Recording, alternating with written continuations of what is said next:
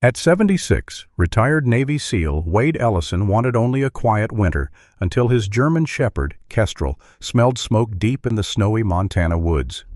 A remote cabin was burning, and inside, Wade heard the cries of 3 German Shepherd puppies trapped behind the smoke. He pulled them out just before the ceiling began to collapse, but their mother was nowhere to be found. When investigators searched the ruins, they discovered suspicious game meat, snowmobile tracks, and signs of an illegal hunting operation. Then a wildlife camera captured the puppy's mother, Mara, being led through the mountains by the men connected to it. For Wade, saving her would mean more than courage. It would mean learning when to act, when to trust others, and when love means letting go. Before we begin, tell us where you're watching from, and please like the video and subscribe to Veteran Paws for more heartfelt stories. Red Pine Gap woke beneath a sky too beautiful for the weather coming toward it.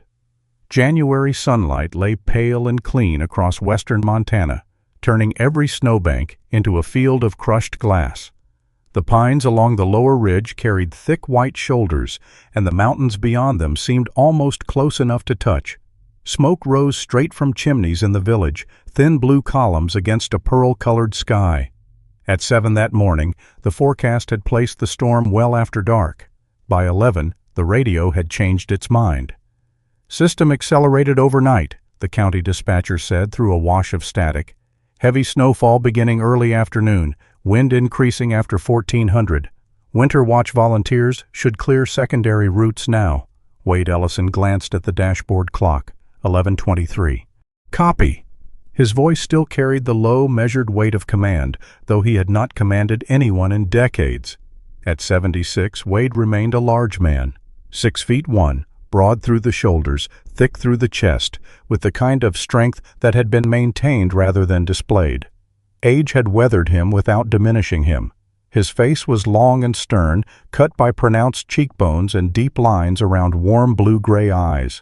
A neatly trimmed silver beard covered his jaw.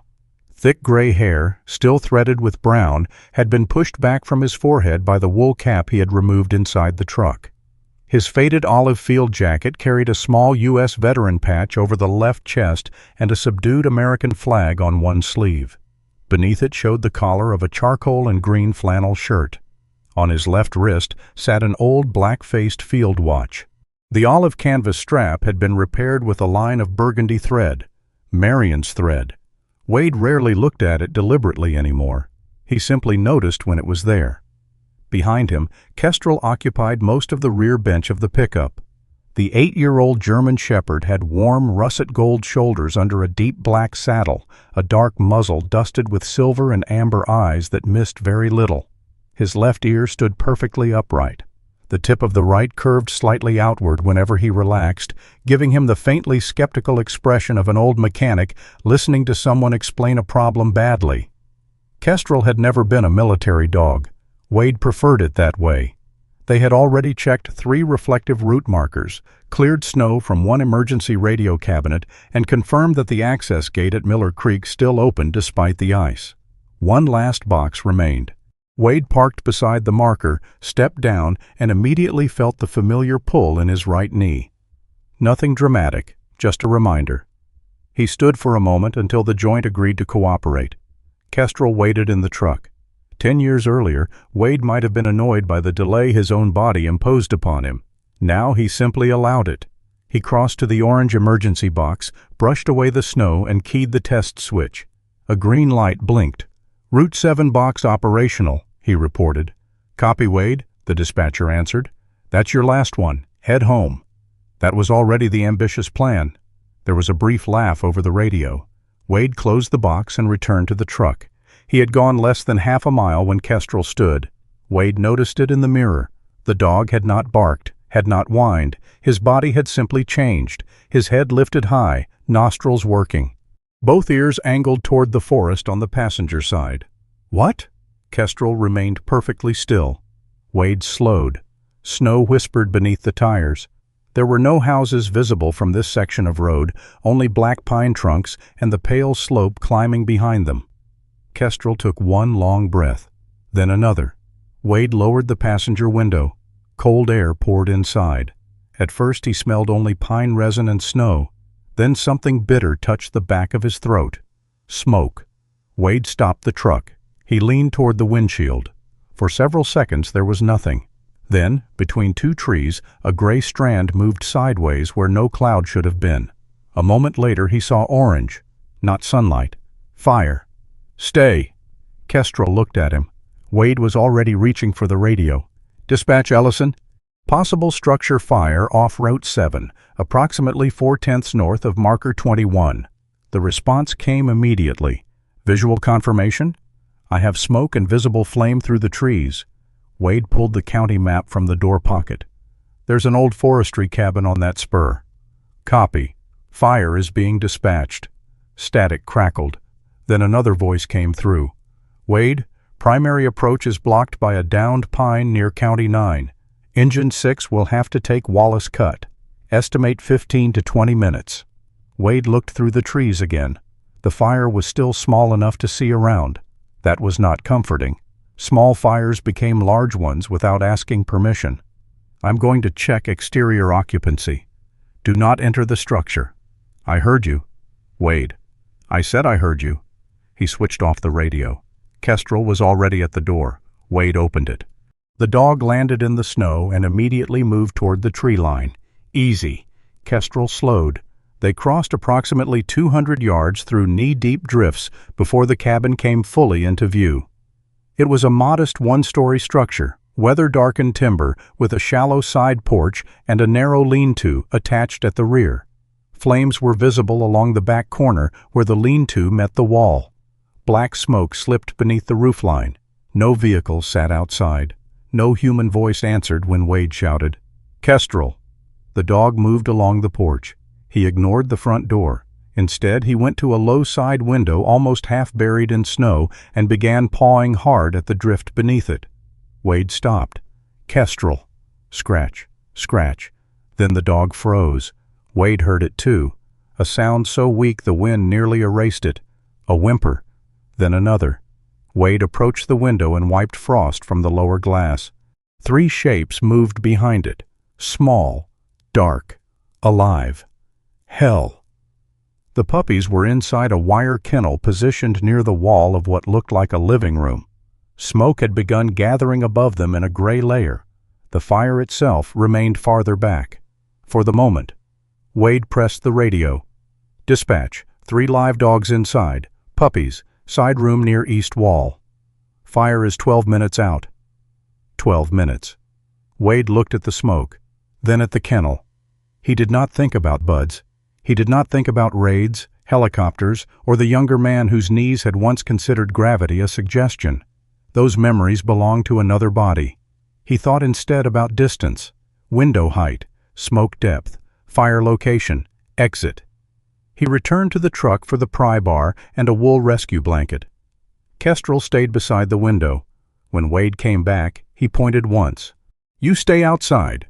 Kestrel sneezed smoke from his nose and remained where he was. The side door had a narrow glass pane beside the latch. Wade wrapped his gloved fist in the blanket, struck the lower corner with the pry bar, and cleared the remaining shards carefully. He reached through, found the lock, opened the door. Heat breathed out. Not enough to drive him back. Yet. He dropped low. His right knee objected sharply when it touched the floor. Wade ignored it for exactly 3 seconds, then adjusted his weight. That difference mattered. Smoke burned his eyes. The kennel was perhaps 12 feet away. No more. He crawled to it. 3 German Shepherd puppies pressed together inside. One dark-faced, one lighter, one noticeably smaller than the others. The smallest puppy trembled so hard the metal floor rattled beneath it. "All right," Wade said. His voice sounded ridiculous in the smoke. Calm conversation with dogs inside a burning cabin. Marion would have enjoyed that. "You always explain yourself to animals," she had once told him. "People interrupt." He almost smiled. Then something snapped in the rear of the cabin. Wade stopped. A faint electrical pop followed. He reached the kennel. The crate was heavier than expected. He dragged it toward himself. 6 inches. Stopped. Dragged again. His shoulder pulled. His knee burned. The smoke layer lowered. For one dangerous second, the old instinct arrived. Push harder. Ignore pain. Finish. Wade recognized it for what it was, vanity wearing the uniform of duty. No. The word came aloud. He shifted his grip, opened the kennel and took the smallest puppy first, wrapped it in the blanket, moved it outside. Kestrel backed away immediately. The German shepherd stared at the bundle as if Wade had carried out a badly designed piece of furniture. Not impressed? Wade returned for the second, then the third. Behind him, a sharp electrical explosion cracked through the cabin. The lights, though Wade had not realized any remained, flashed once. A ceiling panel dropped several feet behind the kennel and struck the floor in a shower of sparks and plaster. Wade did not look for anything else. No second room, no heroic sweep, no last inspection. He left. Outside, the cold hit his lungs like clean water. Wade moved the puppies farther from the cabin and spread the rescue blanket across the snow beside a fallen log. All three were breathing. The smallest was barely steady on its feet. Kestrel stood 6 feet away. His body was stiff. His amber eyes tracked every small movement. The dark-faced puppy crawled clumsily toward him. Kestrel stepped backward. Wade watched. "You wanted me to find them." Kestrel looked at him. "I didn't say you had to like them." The puppy stopped. The smallest one had begun trembling again, not puppy shivering, deep, exhausted shaking. Wade crouched but paused before touching it. Kestrel saw the movement. The old shepherd looked toward the burning cabin, then back at the puppy. Slowly, with the reluctant dignity of a landlord reconsidering a tenant application, Kestrel walked forward. He circled once, then lowered himself beside the blanket, not touching the puppy, just close enough. The little animal crawled toward the warmth of his chest. Kestrel's right ear bent outward. He sighed. Wade looked away for a moment. Something unexpectedly painful had moved through him. Not grief exactly. Grief had become familiar. This was worse in a quieter way. Recognition. For 6 years, Wade had told himself that his house was peaceful, that silence suited him, that there was nothing wrong with arranging a life so nothing unexpected could enter it. Kestrel had apparently never agreed. Sirens came faintly through the trees. Within minutes, firefighters appeared between the pines, carrying hose and equipment. Wade moved back, answered questions, gave the exact room location, and let younger bodies do the work built for younger bodies. That was harder than it should have been, but he did it. While the crew attacked the rear fire, Wade stood beside the puppies with Kestrel. Snow had begun falling again, small flakes at first, then thicker. That was when an old brown pickup appeared at the far end of the forest road. It slowed, stopped. The driver remained inside. Wade could see only part of him through the windshield, an older man, narrow-faced, wearing a dark knit cap. For perhaps 5 seconds, the man watched the burning cabin. Then his gaze shifted toward Wade. Toward the puppies. The pickup reversed, turned, and disappeared. Wade said nothing. Kestrel stood. His eyes remained fixed on the empty road long after the truck had vanished. That evening, the storm closed every road leading down from Red Pine Gap. Dr. Talia Monroe, the village veterinarian, examined the puppies at her small clinic and declared them chilled, mildly smoke-exposed, and inconveniently alive. The county shelter could not be reached. Talia looked at Wade. Wade looked at Talia.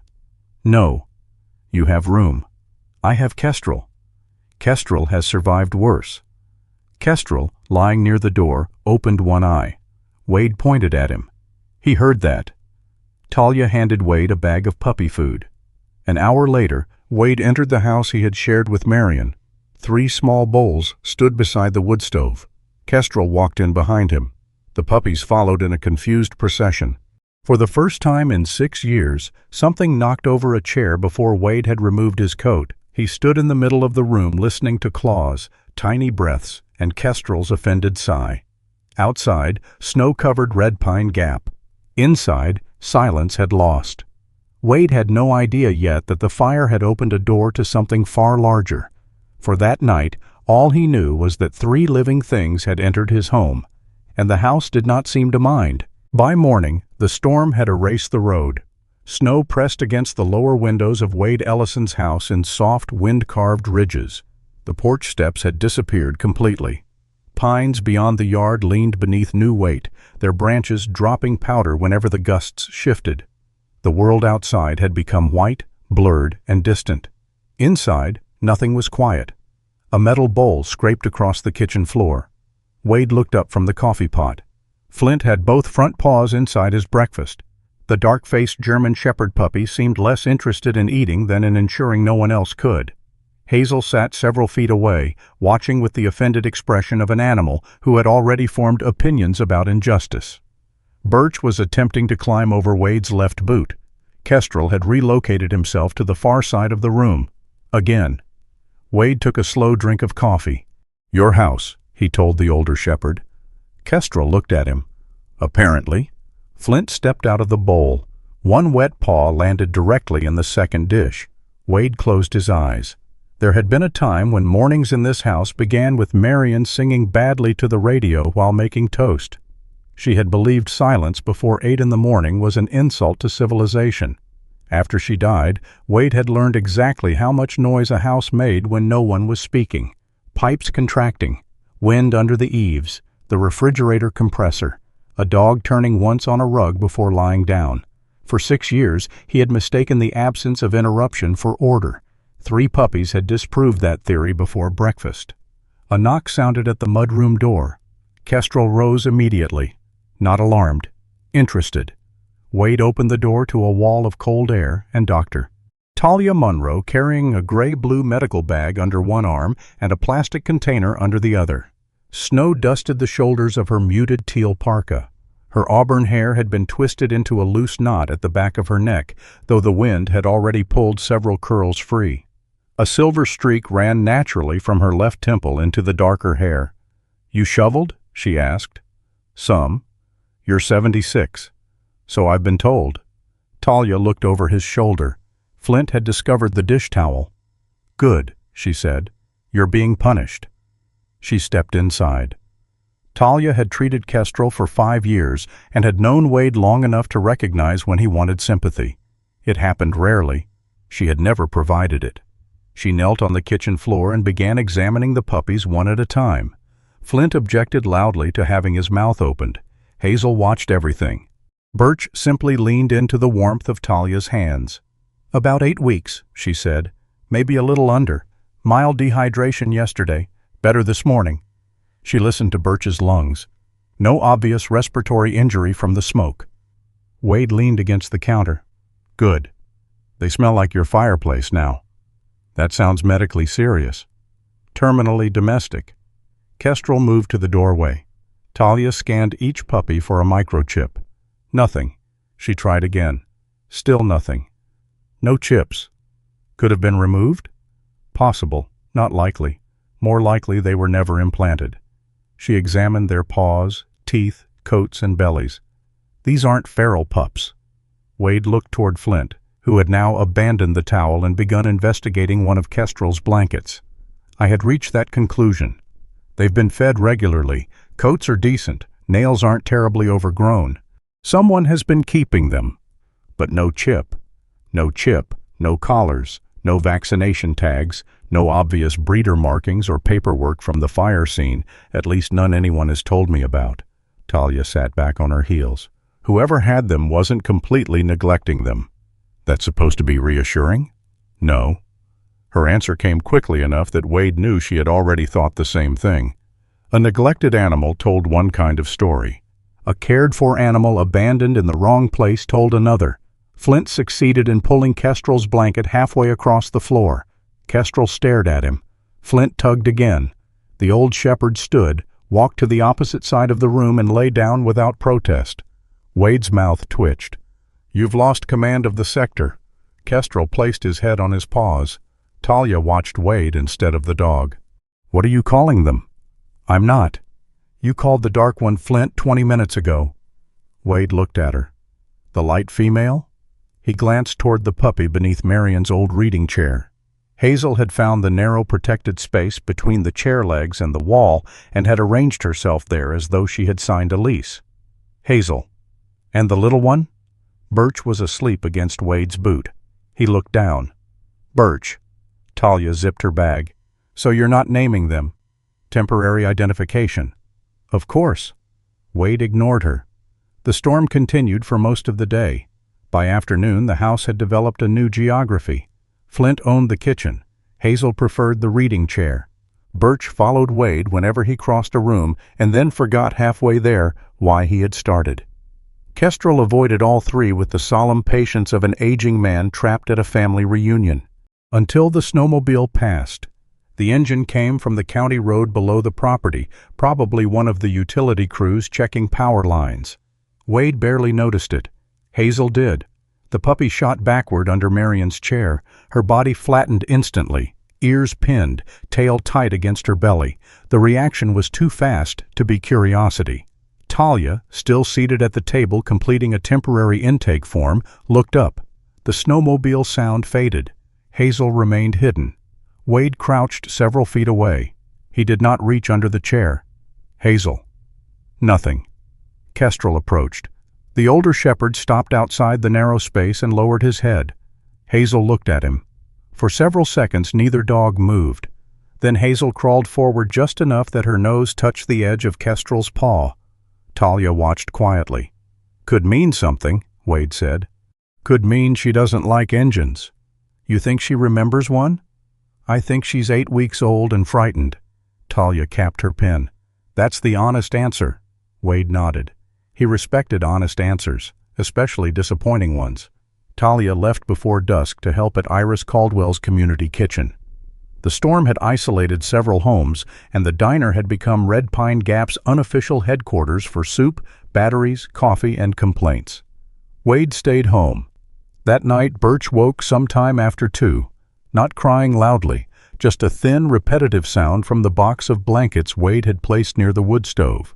Wade came downstairs in socks and an old thermal shirt. Kestrel was already awake. Birch trembled despite the warmth.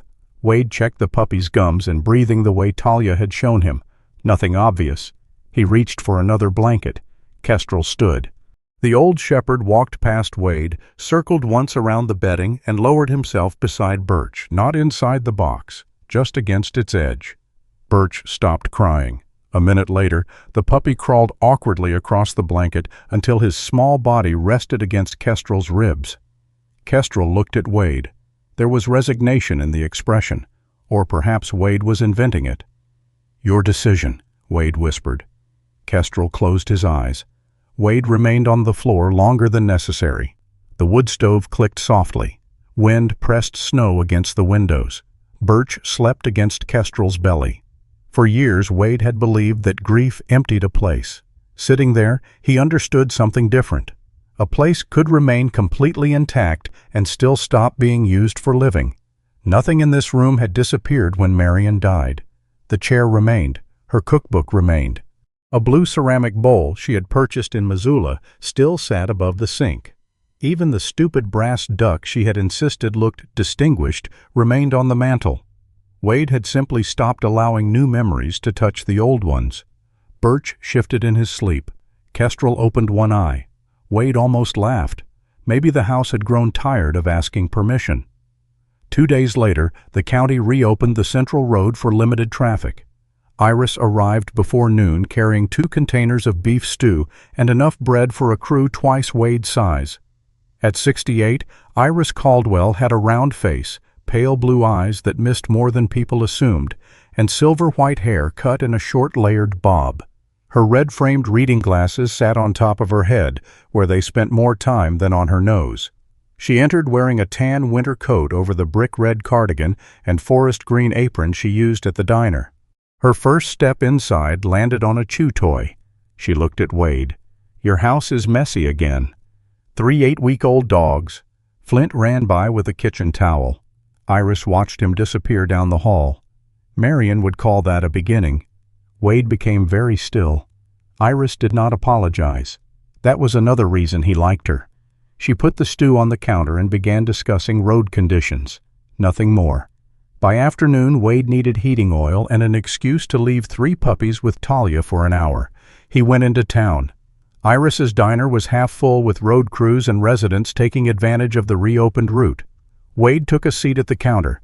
Then he saw the man from the fire. The older man sat alone at the far end. 58 perhaps, lean, weathered, with a narrow face and pale eyes. Short salt and pepper hair showed beneath a gray beanie. A tobacco-brown waxed canvas coat hung from his shoulders. One finger on his left hand bent slightly inward. A brass dog whistle rested against his chest. The man noticed Wade looking. After several seconds, he stood and approached. "Ellison?" Wade nodded. "Vern Talcott." They shook hands. Vern's palm was rough. He looked toward the window rather than Wade. "I heard you were the one at the cabin." "I was there." A pause. Then Vern asked, "The 3 dogs make it?" Wade looked at him. "Yes." Vern nodded once. Something loosened around his mouth. "Good." He returned to his seat. That was all. Wade drank half his coffee before the sentence rearranged itself in his mind. The county notice had reported animals rescued from the fire. It had never stated how many. Wade turned. Vern Talcott was already pulling on his coat. Their eyes met briefly. Wade could have stopped him, asked the question directly. Instead, he watched Vern leave. Old habits urged Wade to follow. Newer wisdom told him that curiosity was not evidence. He finished his coffee. That evening, the wind changed. It came down from the northern timber, carrying snow dust, pine, and the cold mineral smell of frozen ground. Flint stopped chewing a piece of rope. Hazel rose from beneath Marion's chair. Birch lifted his head. All 3 puppies faced the back door. No snowmobile passed. No vehicle moved on the road. Birch gave a small sound. Hazel stepped closer to the glass. Flint stood unusually still. Kestrel walked over and positioned himself behind them. Then he looked at Wade. Wade did not pretend to know exactly what the dog smelled. He had lived too long to turn uncertainty into certainty simply because certainty made a better story. But one fact no longer seemed difficult to accept. 3 8-week-old puppies had been cared for. They had been fed. They had been kept together. And somewhere before the fire, there had almost certainly been another dog in their world. Wade looked at the 3 small bodies lined up at the door. The house had given them shelter. It had not given them back what they were waiting for. 3 days after the storm broke, Red Pine Gap began digging itself out. Snowplows carved narrow corridors through the village. Roofs groaned under white weight.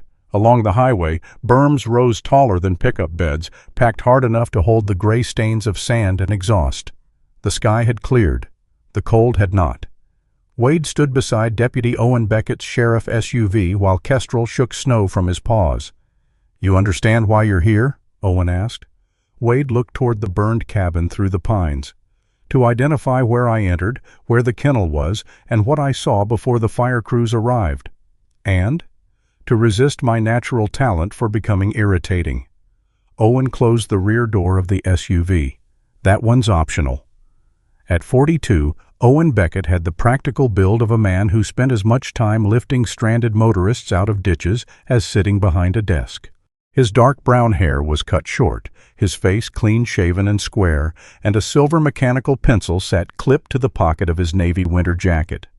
Wade had known him long enough to trust one thing completely. Owen did not care that Wade had once been a Navy SEAL.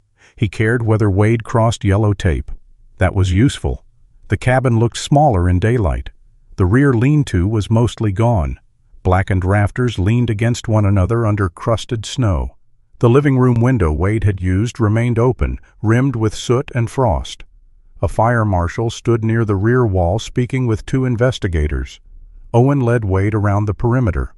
"Cause is preliminary," he said, "but they're comfortable saying electrical." Wade glanced toward the collapsed lean-to. "No accelerant?" "None found." The fire marshal joined them and explained the sequence without drama. A portable generator had been positioned under the lean-to behind the cabin. Extension cords ran from it through a damaged opening in the wall to supply 2 commercial freezers inside the utility area. The cords were not rated for the combined load. One section showed repeated abrasion where it had passed against rough timber. Cold had stiffened the insulation. Heat had finished the job. The electrical fault began near the wall connection and spread into the rear framing. "Accidental ignition," the marshal said, "at least based on what we have now." Wade nodded. No mysterious match, no gasoline, no theatrical villain standing somewhere in the woods with a lighter. Sometimes disaster required nothing more than carelessness repeated often enough. Then the marshal added, "The freezers are the reason wildlife got called." He walked them toward the rear. Both freezer units had survived badly. One lid had warped. The second had partially collapsed under falling timber. Inside were sealed packages, butcher paper, bone fragments, and burned tissue. More than a normal hunting party should have needed for a weekend. Wade did not say that aloud. He had already learned the difference between noticing and concluding. A woman crouched beside the freezer taking photographs. She wore a sage-gray insulated field jacket, stone-colored field pants, and dark waterproof boots. A charcoal beanie covered most of her short black hair, though silver showed clearly near both temples. An orange waterproof notebook hung from a cord around her wrist. She finished the photograph before looking up. "Mr. Ellison?" "Wade." "Camille Rorden." Her handshake was brief. No recognition flickered when Owen mentioned Wade had been first on scene. That pleased him more than it should have. Camille worked wildlife investigations across several western counties. Her face was narrow and angular, her expression attentive without being inviting. She pointed toward the burned doorway. "Show me exactly how far you went." Wade did. He indicated the broken glass, the kennel location, the room he had not entered, the point where the ceiling panel dropped. Camille asked short questions. "What did you touch? Door latch? Kennel? Puppies? Anything in the utility room?" "No." "Freezers?" "No." "Rear shed?" "Never reached it." She wrote everything down. Kestrel stood beside Wade, nose working in the cold air. Camille noticed him. "Pet?" "Companion." "Any tracking certification?" "No." "Search training?" "No." "Good." Wade raised an eyebrow. "Good?" "It means I won't accidentally confuse enthusiasm with evidence." He almost smiled. She continued toward the rear wall. A game warden was photographing a thin length of dark metal lying near the collapsed lean-to. Wade saw it before the man lifted an evidence marker beside it. The wire was too rigid for household electrical work. A loop remained bent at one end. "That's not from the generator," Wade said. Camille stepped between him and the object. "Don't. I wasn't touching it. You were leaning. I lean impressively." The game warden looked up, amused. Camille was not. The man examined the wire without moving it. "Possibly snare cable," he said. "Could also be general utility wire until we clean it." Wade looked at Camille. She wrote both possibilities down. Not the more interesting one. Both. That was when he began to understand her. She was not skeptical because she disliked theories. She was skeptical because every theory wanted to become a fact too early. They continued around the cabin. Kestrel stopped near a narrow opening between two snowbanks behind the side porch. His head lowered. He took several careful breaths. Wade recognized the shift in posture. Not the rigid attention from the fire.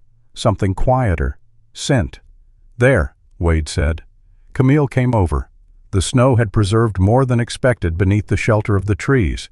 A set of canine prints moved away from the cabin, too large for the puppies. Beside them were boot tracks, partly softened by fresh snow. Farther downslope, two parallel compressed lanes cut through the surface where snowmobile skis had passed. Kestrel stepped forward. Wade followed one pace, then another. The trail disappeared toward the trees. For a fraction of a second, his body made the decision before his mind did. Go. See where it leads. That instinct had once kept men alive.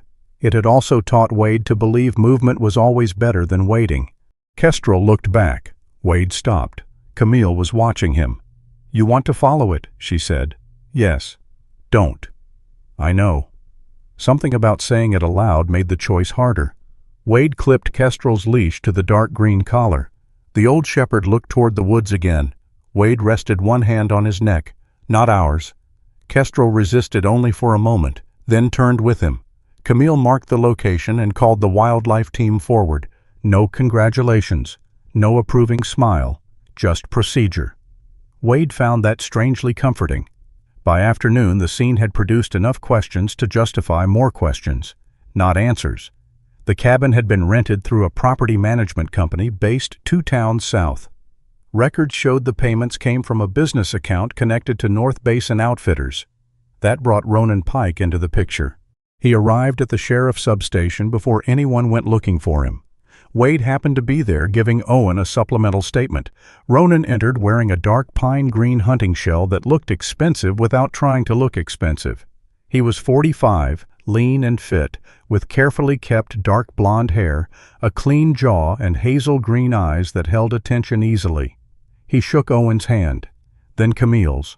When introduced to Wade, Ronan's gaze lingered for half a second. "Mr. Ellison?" "Wade. I heard you saved the dogs." They were close to the door. Ronan smiled faintly. Most people still wouldn't have gone in.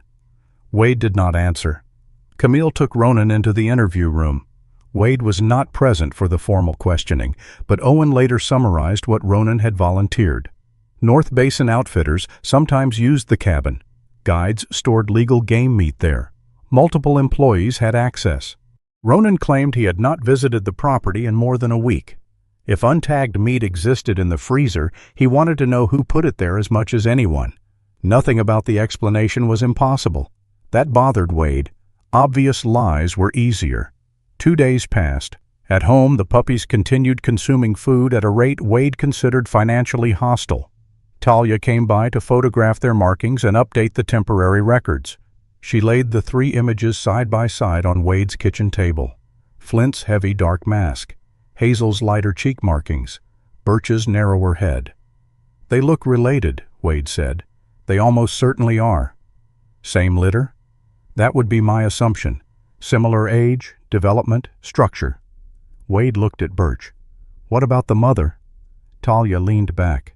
"No lactating adult dog was found at the cabin. Could she have died in the fire? Possible. But they didn't find one." "No." Wade watched Hazel sleeping beneath Marion's chair. "If she got out, why didn't she come back?" Talia was quiet. "I don't know." That answer stayed with him. 2 mornings later, Camille called. "Lab gave us preliminary species identification." Wade held the phone between shoulder and ear while pouring coffee. "Go ahead." "Most of the viable samples are elk." "Legal?" "Some could be. One isn't." Wade set the pot down. Camille continued. "A tissue sample genetically matches an elk cow from a university migration project. She carried a GPS collar.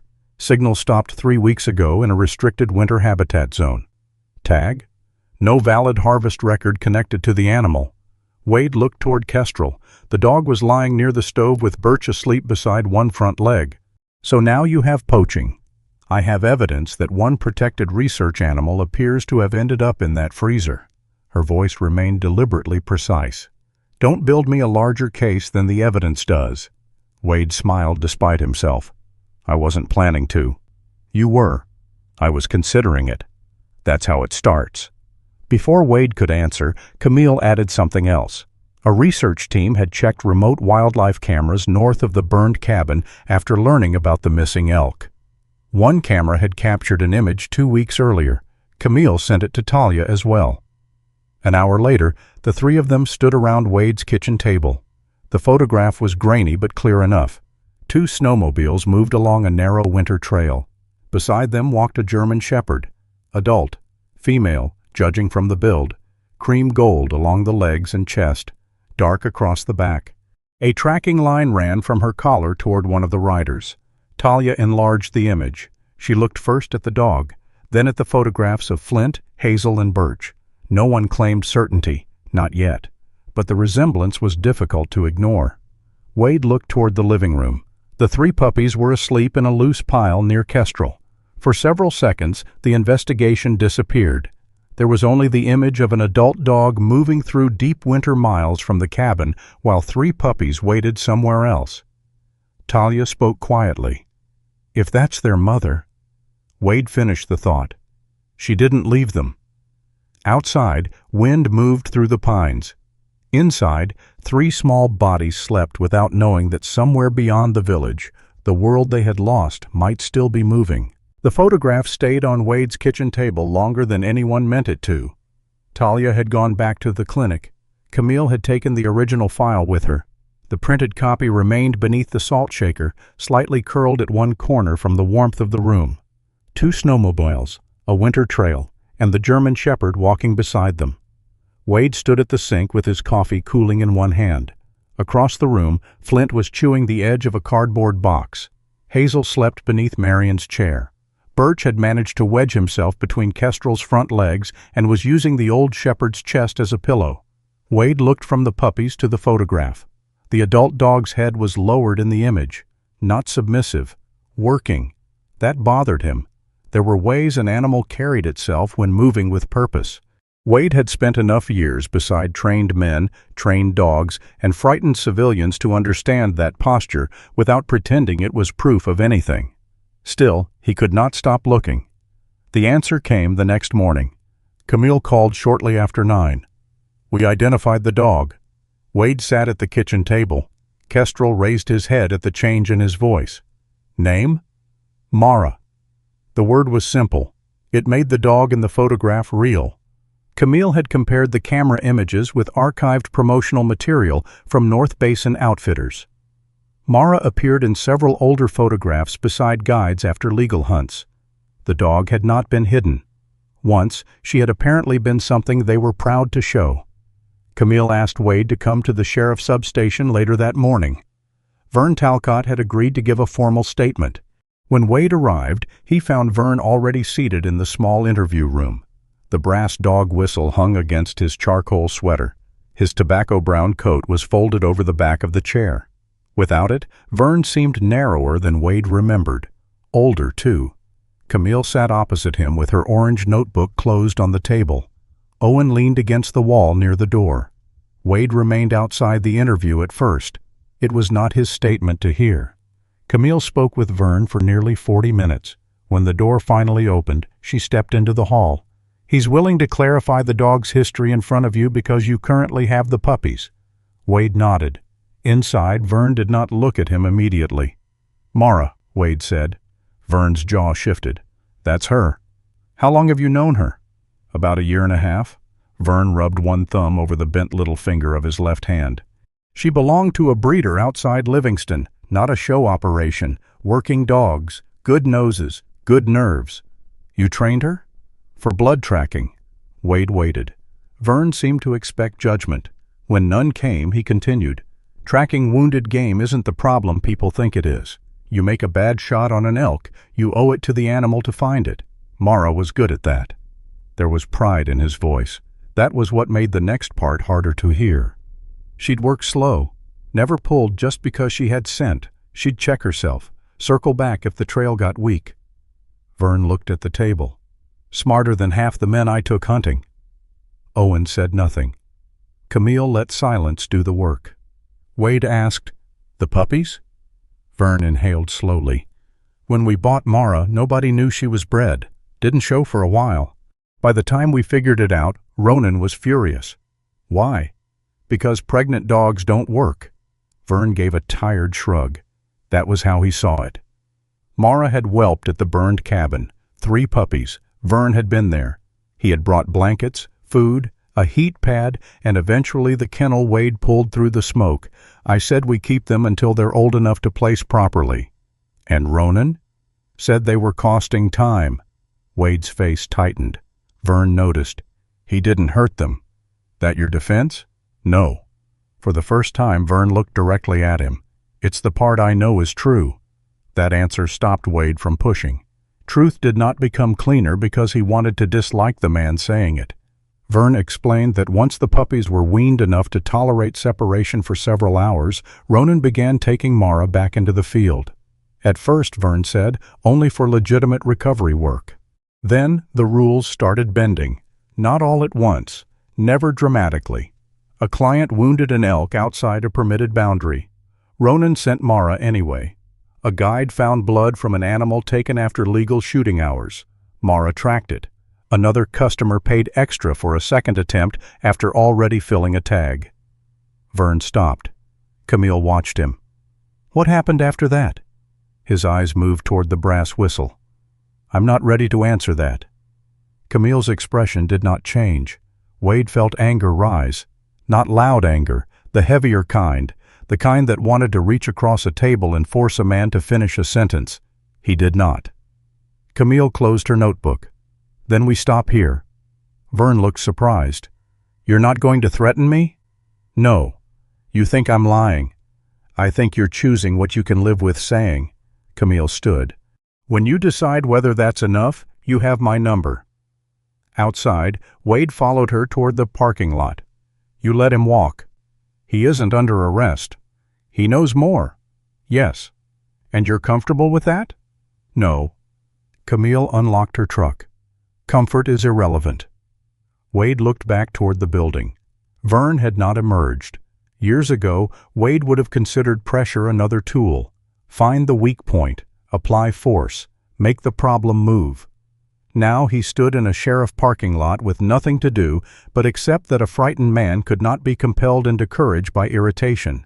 He hated the lesson. That afternoon, Camille's team acted on another lead. One of the remote cameras had captured repeated snowmobile traffic toward a narrow drainage several miles north of the burned cabin. The route did not appear on public recreation maps, but matched an old logging spur beneath the snow. Game wardens approached on foot and skis. Wade was not with them.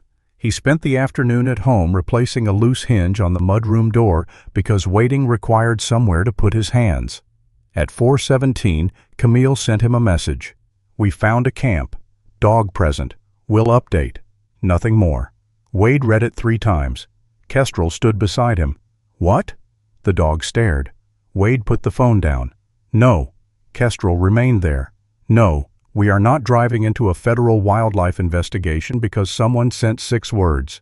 Kestrel sat. Wade pointed toward the floor. Exactly. An hour passed, then 2. The light outside turned blue. At 6:36, Camille arrived herself. Snow covered her sage-gray jacket from shoulder to cuff. Wade opened the door before she knocked. What happened? We observed the camp from a safe distance. Mara? There. Camille removed her beanie. Her short dark hair was flattened underneath it, silver visible near the temples. She was tied outside a small hunting structure, long lead, tracking collar. Wade said nothing. Camille continued. One male brought her toward a blood trail in the snow. Animal? Couldn't confirm. We didn't have visual on the source. What did she do? Camille paused. She resisted. That single word landed harder than Wade expected. Pulled back? Braced. Refused forward movement twice. Kestrel had come into the hallway. Wade looked at him without really seeing him. Camille had brought photographs. She laid them on the kitchen table. The first showed the camp between dark spruce. The second showed Mara tied near a snowmobile. The third made Wade stop breathing for a moment. Mara stood with all 4 legs spread against the snow. Her body leaned backward. A man several feet ahead held the line taut. The dog's neck stretched forward under the pressure of the collar. She was not attacking, not panicking. She was simply refusing to move. Wade felt something old and ugly shift behind his ribs. He had seen coercion in many forms. Some came with guns, some with rank, some with paperwork, some with a hand on a leash. He stared at the photograph. They made the thing she was good at into something she hated. Camille looked at him. We don't know what she feels. No. Wade tapped the edge of the photograph once. But I know what refusal looks like. That evening, Camille's team began preparing an application for a search warrant based on the combined evidence. The illegal elk sample, the cabin connection, the suspected snare cable, remote camera activity, and observations from the camp. Wade wanted them to move that night. The weather was worsening again. Camille refused. We go in with authority and enough people to do it safely. They'll move. Maybe. Mara could be gone by morning. Yes. Wade stared at her. You can say that calmly? Camille's face hardened. You think calm means I don't care? I think there's a dog tied in a winter camp with men already connected to an illegal kill.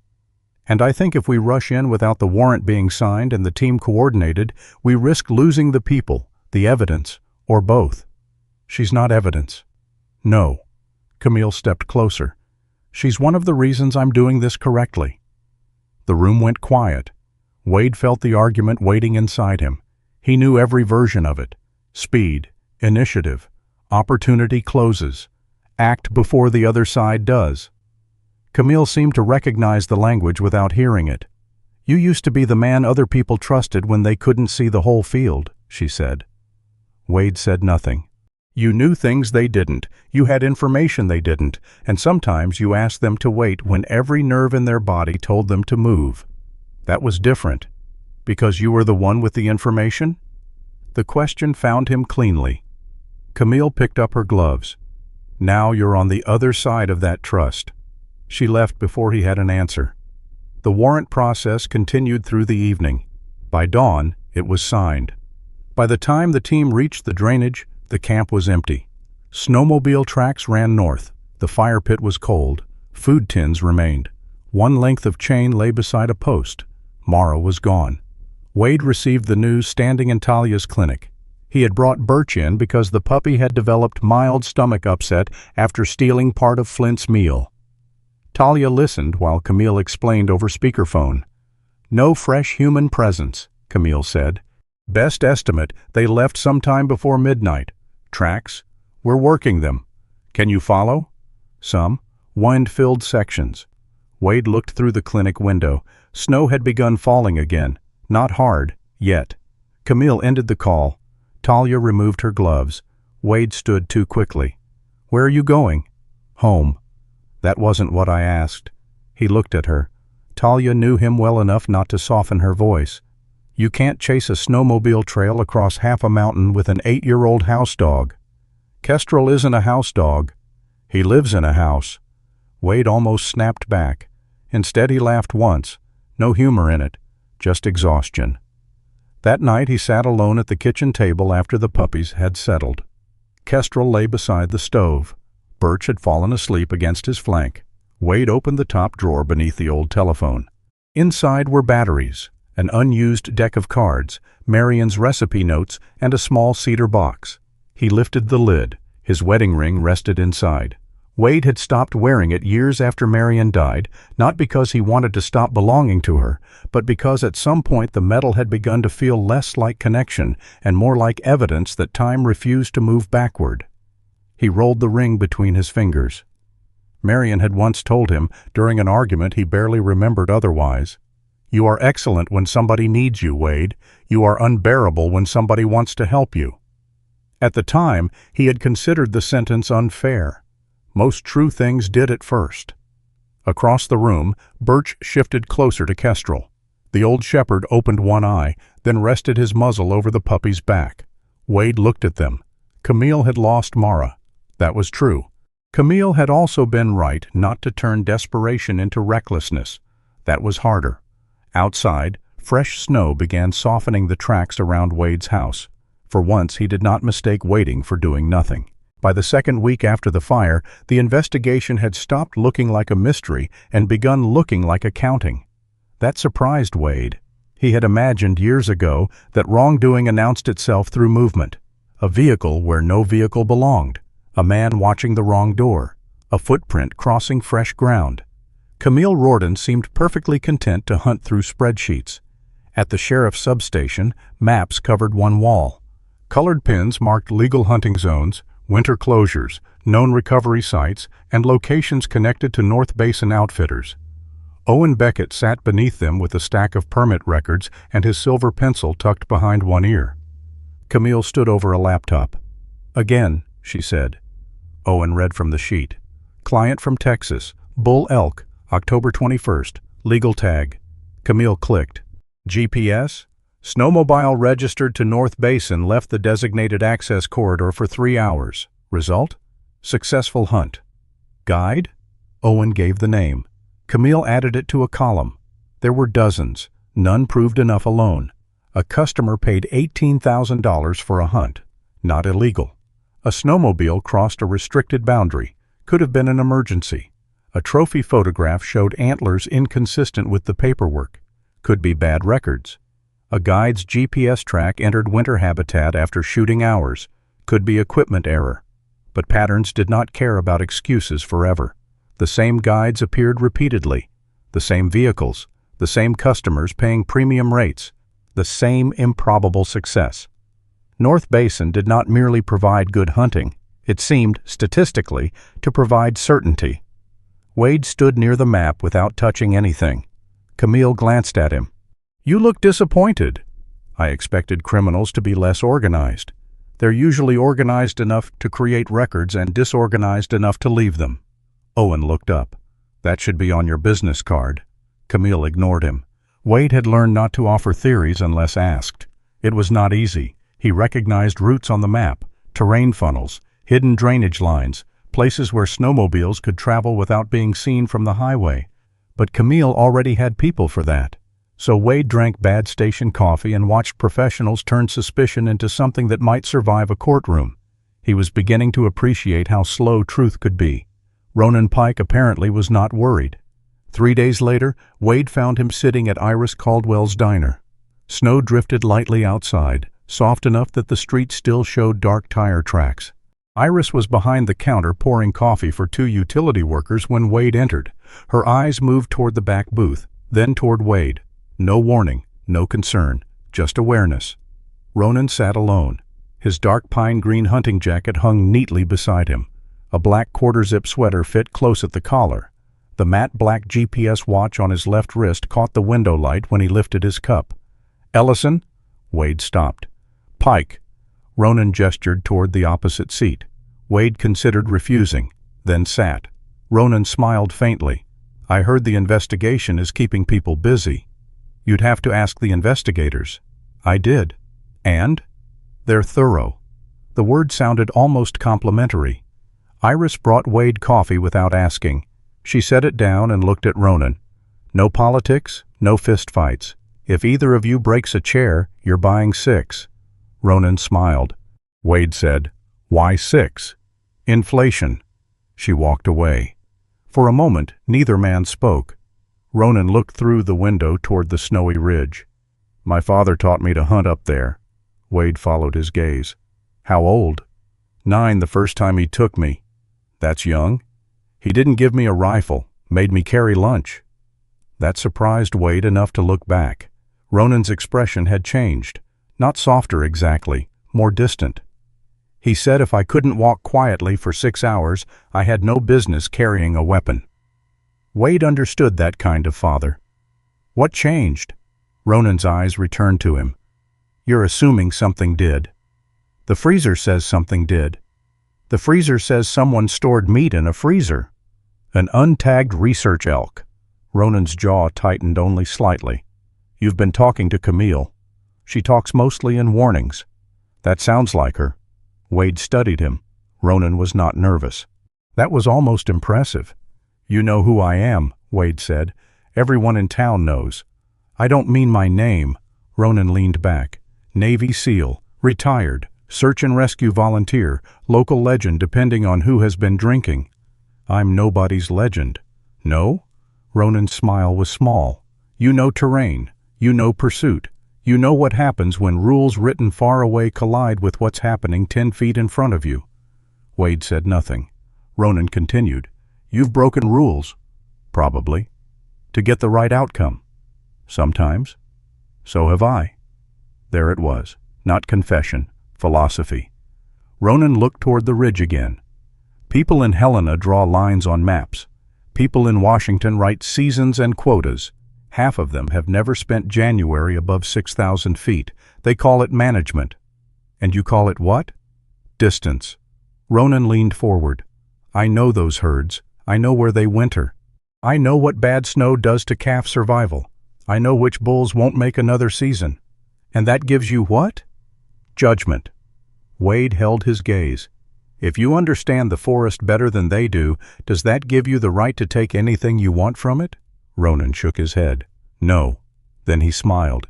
"It gives me the right to know where the real limit is." Wade sat back. There were men who believed rules did not apply to them. Ronan was worse.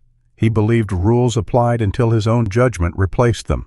That distinction mattered, because arrogance could sometimes be embarrassed. Conviction was harder. Wade finished his coffee. "You know what the problem is?" "I'm sure you'll tell me." "You don't think you have no limits." Ronan waited. "You think you're the only one qualified to set them." For the first time, Ronan's expression lost its polish, only for a second. Then Iris called from behind the counter. Wade, your pie is getting cold. I didn't order pie. I know. Conversation over. Wade stood. Ronan remained seated. Neither threatened the other. No raised voices. No dramatic exit. That somehow made Wade like him less. Across town, Vern Talcott was running out of places to hide from himself. He arrived at Talia Monroe's clinic near closing time. Talia found him standing beside the reception desk with his gray beanie in both hands. The brass dog whistle hung from his neck. "What happened?" she asked. "Nothing." "Then you came to the wrong building." Vern almost smiled. Almost. "How are the pups?" "Healthy." "Mara?" Talia folded her arms. "You know I don't have her." "I know." He stared at the floor. "Birch still the smallest?" "Yes." "Flint the troublemaker?" "Yes." "And Hazel?" "Still cautious." Vern nodded. He knew them, not abstractly, individually. Talia watched that realization move across his face. "You cared about them." Vern swallowed. "Doesn't help much." "No." She did not give him the mercy of disagreement. Vern looked toward the kennels beyond the hallway. "I kept thinking Ronan would stop." "At what?" "When it got too far." Talia's eyes hardened. Where was too far? Vern did not answer. "That's the problem," she said. "You kept moving the line with him." He looked up. "You don't know what happened." "No." Talia's voice stayed level. "But you do." Silence held between them. Then she said the sentence Vern had apparently been trying not to hear. "You knew longer than any of us." He flinched. Not visibly enough for most people. Talia saw it. Vern left 10 minutes later. He drove directly to the sheriff's substation. Camille did not congratulate him for returning. She switched on the recorder. Vern began at the beginning. North Basin Outfitters had once been legitimate, more than legitimate, good. Ronan had built a reputation for responsible hunts, strong guides, clean recoveries. Then customers changed. Or maybe, Vern admitted, the money changed them. A client offered $5,000 extra if the guide could make sure he went home with a bull. Ronan bent one boundary, then another. They followed wounded animals into closed habitat. They let customers take second animals. They shifted dates, tags, coordinates. Nothing looked enormous when done one piece at a time. "That's how it works," Vern said. Camille did not interrupt. "You don't wake up and decide you're a poacher. You tell yourself one thing doesn't count." His hand closed around the brass whistle. "Then one day you're using a good dog to find an animal nobody had the right to shoot." He looked at Camille. "And you realize the dog is cleaner than every man standing behind her." The confession did not redeem him. Vern knew that. He handed over a route. An old logging road north of Pine Glass Ridge, invisible beneath snow and absent from most public maps. Ronan's crews used it when they wanted to move clients or trophy loads away from regular game warden checkpoints. Camille wrote down the coordinates. "What do I get for this?" Vern asked. "The truth entered into your cooperation record." "That's it?" "Yes." "No promise?" "No." Vern nodded slowly. "Good." He seemed relieved. At Wade's house that evening, none of them knew yet what Vern had done. Flint slept across Kestrel's front paws as though ownership had been legally established. Hazel followed Kestrel whenever he moved between rooms. Birch had discovered that the safest sleeping position in the world was apparently between the older dog's forelegs. Kestrel tolerated all three with increasing resignation. Wade watched from the kitchen. Talia had come by with medication for Birch's stomach and stayed for coffee. "They've adopted him," Wade said. "Kestrel?" "The pups." Talia watched Hazel trail behind the old shepherd. "Looks mutual." Wade rubbed a thumb across the repaired strap of his watch. "When Mara comes back—" Talia looked at him. He corrected himself. "If." Neither spoke for a moment. "They won't need him like this anymore," Wade said. "Probably not." "Maybe they won't need this place either." Talia took a drink. Wade gave her a look. "You could pretend that's disappointing." "It is." "You don't sound disappointed." "I'm a veterinarian, Wade. Healthy animals leaving me is generally considered a success." He looked toward the living room. Flint had rolled onto his back. Kestrel's expression suggested profound personal betrayal. Talia set down her cup. Saving them doesn't make them yours. Wade frowned. I know that. Knowing and liking are different. He said nothing. That's why what you're doing matters. Wade looked at Birch. The puppy would grow. Flint would stop stealing towels. Hazel might someday hear a snowmobile and not hide. If Mara came home, they might leave this house. Leave Kestrel. Leave him. For the first time, Wade let the thought finish without resisting it. Maybe rescue was not measured by how long something stayed. Maybe the best possible ending was the day it no longer needed the person who had carried it out of the smoke. Kestrel stood. All three puppies woke and followed him toward the water bowl. Wade smiled. Not because he imagined keeping them, because he could finally imagine letting them go. The road did not exist on any public map. On county records, it had been abandoned 15 years earlier after logging operations ceased north of Pine Glass Ridge. Trees had grown across parts of it. Snow buried the rest. But Vern Talcott remembered exactly where it began. His information gave Camille enough to move. By dawn, a search warrant had been signed. Wildlife officers, sheriff's deputies, and 2 additional state investigators assembled at a ranger outpost several miles south of the suspected camp. Wade arrived shortly after sunrise, not as part of the entry team. That distinction had been explained to him twice. Kestrel climbed down from the pickup beside him, his russet gold coat bright against the snow. Camille met Wade near the outpost steps. You stay here. I heard you the first time. I'm saying it again because I know you. You've known me 3 weeks. That has been sufficient. Owen, checking equipment beside a sheriff vehicle, hid a smile. Wade looked toward the northern ridge. The entry teams were already moving. Snow machines went only part way. From there, officers would continue on foot and skis to avoid announcing themselves across the valley. Wade knew the logic. He disliked every second of it. There had been a time when waiting meant someone else was waiting for him to finish. Now he stood beside a wood stove in a government outpost while younger people moved into the woods.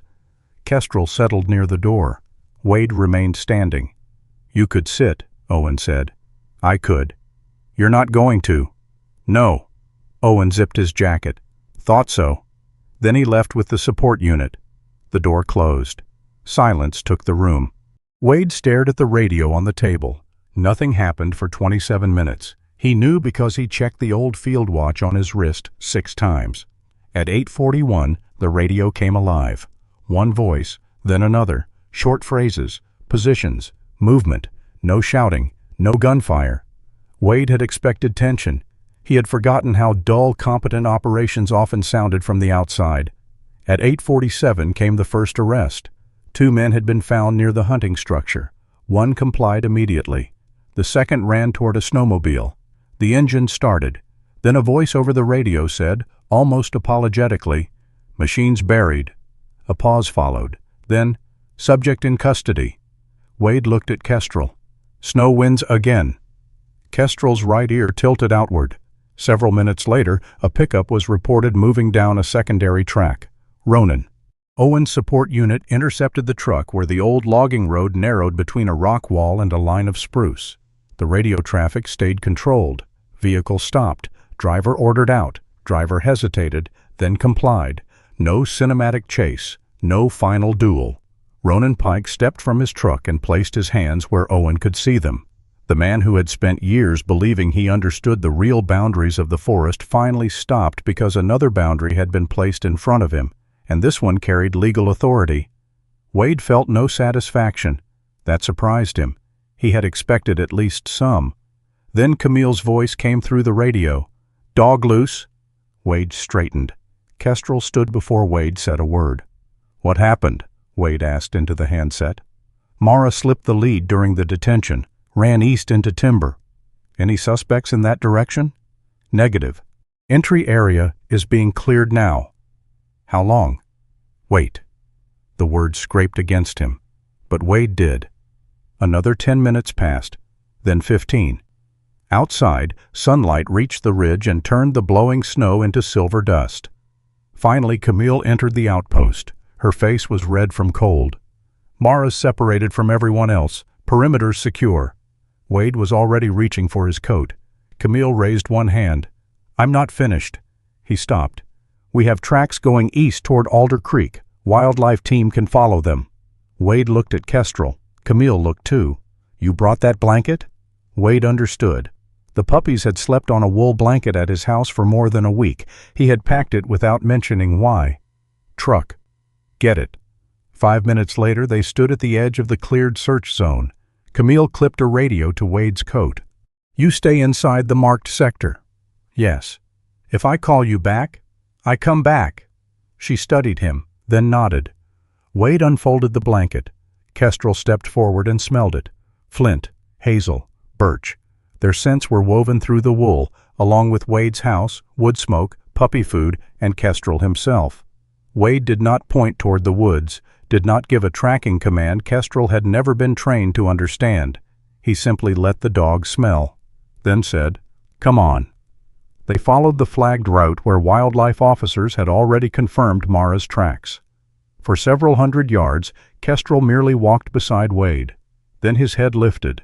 He turned toward a low stand of lodgepole pine beside the frozen creek. Wade stopped. Something moved. A pale shape between dark trunks. Mara. She stood 20 yards away, smaller than Wade had imagined.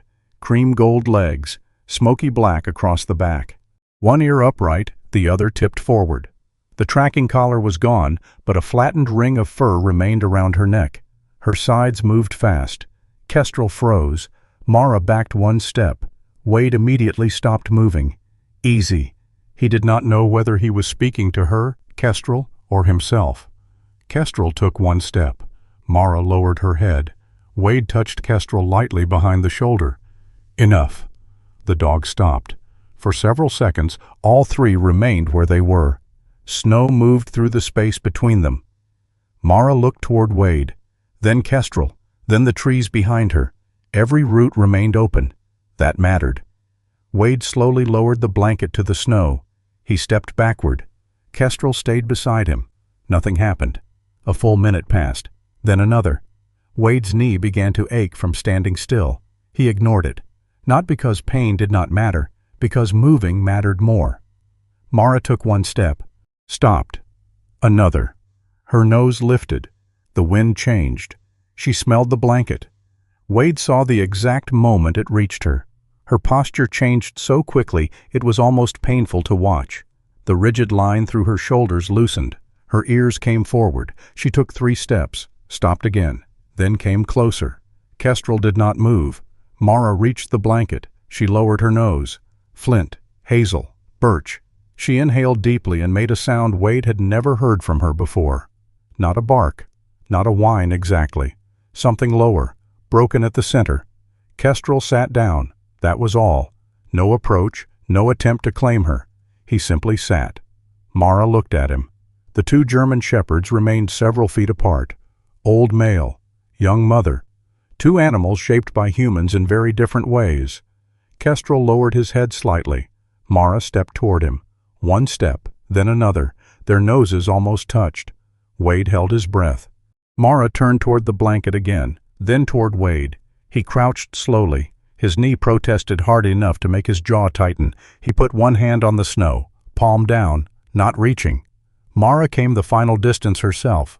Her nose touched the back of his glove. Wade did not close his hand around her collar. He did not grab. He waited. Mara smelled his sleeve, his field jacket, Kestrel, the house, the puppies. Finally, she stood close enough that Wade could see the worn fur around her neck and the pale streak along the bridge of her dark muzzle. Camille's voice came quietly through the radio. "You have her?" Wade looked at Mara. "No." He waited another second. "She has us." Camille did not answer. Wade slipped a soft lead loosely over Mara's neck only after she remained beside him. They walked back slowly. Kestrel stayed on the other side.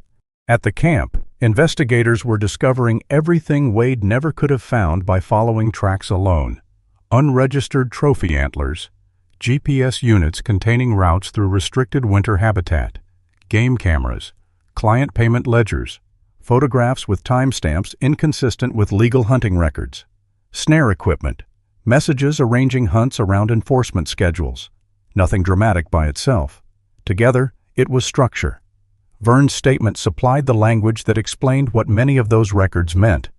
Ronan was taken into custody based on the evidence, warrant findings, and conduct documented by investigators. Wade never saw the arrest. By then, he was in the passenger seat of Talia's veterinary response vehicle, with Mara lying on the floor behind him. Kestrel sat beside her. Neither dog slept. The return to Red Pine Gap took nearly an hour. Mara became more alert with every mile. At the clinic, Talia was waiting. So were the puppies. They had been kept in a rear recovery room away from the front entrance. Talia examined Mara first. No major injury, weight loss, irritation around the neck, several small abrasions, exhaustion. When Talia finally opened the interior door, the room changed before Mara crossed the threshold. Flint heard her first. His head snapped up. Hazel stood so fast she knocked over a folded towel. Birch began making the same thin sound Wade had heard during his first night at the house. Mara stepped inside. For one heartbeat, none of them moved. Then all three puppies ran. Flint reached her first. Hazel collided with his shoulder. Birch came last and went straight beneath Mara's chest. Mara folded around them. She smelled each puppy again and again, moving from head to back to belly as if counting pieces of something she had believed lost. Birch tried to crawl beneath her. Flint climbed halfway over Hazel. Hazel began licking Mara's muzzle. Talia turned toward a cabinet. There was nothing inside it she needed. Wade knew that. He let her pretend. Kestrel stood beside him. The old shepherd did not enter the room. Wade looked down. "You all right?" Kestrel watched the reunion. Birch suddenly stopped nursing. The puppy turned. For several seconds he looked toward the doorway, toward Kestrel. Then Birch stumbled away from Mara and crossed half the room. Kestrel's tail moved once, one slow sweep. Birch touched his nose to Kestrel's silvered muzzle. Then Mara gave a quiet sound. Birch turned and hurried back. Kestrel stepped closer to Wade. Not rejected, not replaced, simply no longer needed in the same way. Wade rested one hand on the old dog's neck. He had expected this moment to hurt. It did, but not like loss. Loss had always felt like a door closing. This felt like opening one and standing aside. Mara lay down. Three puppies gathered against her. Kestrel leaned briefly into Wade's leg. No one applauded. No one called it victory. A family had been broken apart by people who treated living things as tools. Now, for one quiet evening in a veterinary clinic surrounded by snow, they were together again. Wade looked at Kestrel. Two old creatures standing outside the circle. And for once, being outside it felt exactly right. Truth did not move at the speed of rescue. Fire could cross a wall in minutes. A frightened dog could disappear into timber in seconds. A courtroom required months. By March, the snowbanks in Red Pine Gap had collapsed into dirty gray ridges along the roads. By April, water ran beneath the ice. The first muddy tracks appeared beside the river, and the mountain began surrendering winter one shaded slope at a time. The investigation continued. Wade was no longer part of its daily rhythm. That was deliberate. Camille called occasionally when clarification was needed about the morning of the fire. Owen stopped by once for an additional statement. After that, Wade mostly learned what everyone else learned. Slowly, incompletely, and only when the people responsible for the case were ready to speak. Laboratories identified additional animal samples recovered from the burned cabin and the winter camp. Investigators reconstructed snowmobile routes from stored GPS data. Client records were compared against hunting permits, dates, harvest reports, and payment histories. Some irregularities turned out to be mistakes, others did not. Several North Basin employees had worked legal hunts and knew little about what Ronan Pike had arranged beyond them. They were questioned and released. Others had driven clients into closed habitat, transported illegally taken animals, altered records, or knowingly helped move trophies through the old logging road. Responsibility did not fall equally. Camille had insisted on that from the beginning. Wade respected her more for it. He had known institutions that preferred simple categories: good man, bad man, enemy, friend. But real guilt rarely distributed itself with military neatness. Vern Talcott pleaded guilty to offenses connected to the illegal hunts he had assisted. His cooperation mattered. It did not erase what came before. He paid a substantial fine, lost his hunting privileges for years, and received probation under the agreement reached by prosecutors. When Iris mentioned that some people in town thought Vern deserved complete forgiveness because he had finally helped expose Ronan, Wade shook his head. "What?" Iris asked. They were sitting at the counter after closing, 2 cups of coffee between them. "Forgiveness isn't the same as pretending nothing happened." Iris considered that. "You forgiving him?" Wade stared into his cup. "Wasn't mine to give." That answer seemed to satisfy her. Ronan faced the most serious charges. The case against him was built not around one dramatic discovery, but around the accumulation of smaller truths: GPS tracks, payment records, client communications, illegally stored game, equipment recovered under warrant, witness testimony, and the patterns Camille had spent months refusing to oversimplify. The cabin fire remained exactly what the fire marshal had first suspected: an electrical accident. There had been no plan to burn evidence, no murderous scheme, no man with gasoline in the dark. The generator system had been carelessly installed to support equipment being used for an illegal operation, and that carelessness had consequences. For Wade, that mattered. Ronan did not need to intend the fire for the fire to belong partly to the world he had created. Carelessness was not innocent simply because disaster had exceeded the plan. By summer, Wade stopped checking for updates every time Owen's cruiser passed his driveway. Something else had changed too. The house was quiet again. Mostly. Flint had been adopted by a retired couple outside Bozeman who owned 12 fenced acres and had apparently believed they wanted a peaceful dog. Talia sent Wade a photograph 3 days later. Flint was standing inside an overturned laundry basket. Wade printed it. Hazel went to a woman who worked from home and lived far enough from the highway that loud engines were uncommon. Her new owner had experience with anxious dogs and was willing to let progress take however long it required. Birch stayed with Mara. Talia said there was no reason to rush him. Mara herself was placed at a rehabilitation farm north of town, where working dogs recovering from neglect, misuse, or poor handling could live in open paddocks and quiet kennels while their futures were decided carefully. Wade and Kestrel visited once or twice a month. Kestrel always brought the same faded rubber ball. No one had taught him to do that. Wade would toss it once into the grass or snow. Kestrel would retrieve it. Then Birch would steal it. Every time. Kestrel responded with an expression of such grave disappointment that even Talia began accusing him of performance. He could stop bringing it, she said during one visit. Wade watched Birch disappear behind a fence panel with the ball. "He has principles. He has a memory problem." Kestrel looked at her. Talia raised both hands. "My mistake." By the following January, snow covered Red Pine Gap again. Not the violent storm of the year before. A quieter winter, the kind that fell straight down through still air and softened every roofline in town. A notice appeared in Wade's mailbox asking him to attend a county recognition ceremony at the ranger station. He almost did not go. Iris discovered this. That ended the debate. The ranger station was crowded when Wade arrived. No stage had been built. No cameras waited outside. Folding chairs filled the main room beneath old forest maps and framed photographs of wildfire crews. Firefighters stood near the back. Game wardens gathered along one wall.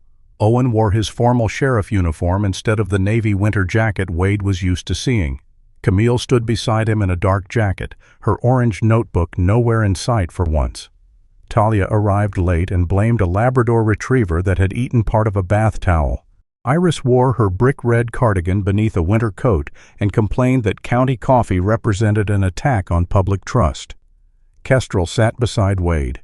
The old German Shepherd's muzzle held more silver than it had a year earlier. Wade pretended not to notice. A county commissioner spoke first, then the ranger chief. They described the cabin fire, the rescued puppies, the investigation, and the cooperation among several agencies. Eventually, someone began reading Wade's background. Former Navy SEAL, years of service, commendations, operational history reduced to polite public language. Wade looked at the floor. He could feel Iris watching him. "Don't run," she whispered. "I'm 77 now. You can still reach the door." Wade nearly smiled. Then his name was called. The county presented him with a commendation for civilian life-saving and conservation service. It was smaller than some medals Wade had received in uniform. He liked it better, not because it meant more, because it meant something different. When he was invited to speak, Wade stood at the front of the room and looked at the people facing him. Owen, Camille, Talia, Iris, firefighters who had arrived after he carried the puppies out, game wardens who had walked through winter timber while he waited at the outpost. People from laboratories he had never met had spent hours identifying evidence that would never appear dramatic in anyone's story. Vern was not there. Wade thought about him anyway. Then he looked down at Kestrel. Most of his life, Wade had believed competence meant being the person others could depend on when something went wrong. That winter had complicated the definition. "I was taught for a long time to finish the mission," he said. The room quieted. "That's useful." "Sometimes." A few people smiled. "But last winter reminded me that not every good thing needs somebody in charge of it." He looked toward Camille. "Sometimes your job is to see something," toward Owen. "Sometimes it's to keep the road clear," toward Talia. "Sometimes it's to keep something alive long enough to heal," then toward Kestrel. "And sometimes your job is apparently to lie on the floor while a 6-pound German shepherd uses you as furniture." The room laughed. Kestrel looked up at the sound. The ranger chief stepped forward carrying something else. "This one is less official." He crouched beside Kestrel. A small honorary canine service medallion was clipped beside the brass pine leaf tag on the dog's dark green collar. Kestrel immediately twisted his head, trying to inspect it. The room laughed again. Wade did too. Then without warning his eyes burned. He looked away toward the window. Snow was falling outside. For 1 second, Marion existed in the room as clearly as if she had been sitting among the folding chairs, probably criticizing the coffee and telling him his speech needed more jokes. Wade touched the burgundy stitching on his watch strap. The grief did not leave. It had simply stopped demanding that every new thing remain outside. After the ceremony, Iris caught him near the door. "So," she said, "back to the cave on the hill?" "Yes." Her face fell theatrically. Wade put on his gloves. "But I'm coming down Thursday." "For what?" "Winter Wildlife Watch orientation." Iris stared at him. "You volunteered?" "Advisory role." "That sounds suspiciously like volunteering." "They need people to teach route safety, storm preparation, animal transport planning." Iris smiled. Wade pointed at her. "Don't." "I didn't say anything." "That's worse. Spring, summer, autumn, winter." The house had not become what it had been when Marion was alive. Wade no longer wanted it to. He did not adopt another dog. He did not fill every empty chair. He did not turn grief into a project that could be completed. He simply began answering the door more often. On a bright morning near the end of winter, Wade and Kestrel walked Route 7 again. The forest shone beneath fresh snow. Sunlight caught in the upper branches until every pine seemed edged in white fire. Wade used a trekking pole now. His right knee had become less interested in negotiation. Kestrel stayed closer than he once had. Neither of them hurried. They reached the rise where, a year earlier, smoke had first appeared behind the trees. The burned cabin site was hidden from view by distance and new snow. Wade did not turn toward it. Kestrel continued several yards ahead, then stopped. He looked back. The small medallion beside the pine leaf tag moved softly against his collar. Wade planted the trekking pole and caught up. "I'm still here." Kestrel waited until Wade reached him. Then the dog turned toward Red Pine Gap. They walked on. Behind them, one line of boot prints and one line of paw prints crossed the snow. They did not lead back toward war. They did not lead toward the burned cabin. They did not lead toward the people or animals they had lost. They led downhill, toward chimney smoke, toward roads that would need checking before the next storm, toward houses where someone might need help carrying groceries, moving an animal, clearing a path, or simply hearing a knock at the door. For years, Wade had believed surviving long enough meant eventually reaching the quiet edge of a life. He had been wrong. Some lives did not need to begin again. They only needed the door opened. Sometimes healing does not mean getting back what we lost. It means learning that love can still lead us forward after loss has changed us. Wade never stopped missing Marion. Kestrel never stopped growing older, and the winter did not erase what had happened. But somewhere between 3 rescued puppies, a mother finding her way home, and one quiet road through the snow, Wade discovered that a life can still have purpose even after the chapter we treasured most has ended. Maybe that is one of God's quieter graces, not always removing the emptiness, but giving us a reason to open the door again. If this story touched something in your heart, share your thoughts in the comments and tell us what it meant to you. And if you would like to hear more stories of loyalty, courage, and second chances, please subscribe and join us for the next one. May God give you peace for what you cannot change, gratitude for what still remains, and the courage to keep your heart open to what may come next.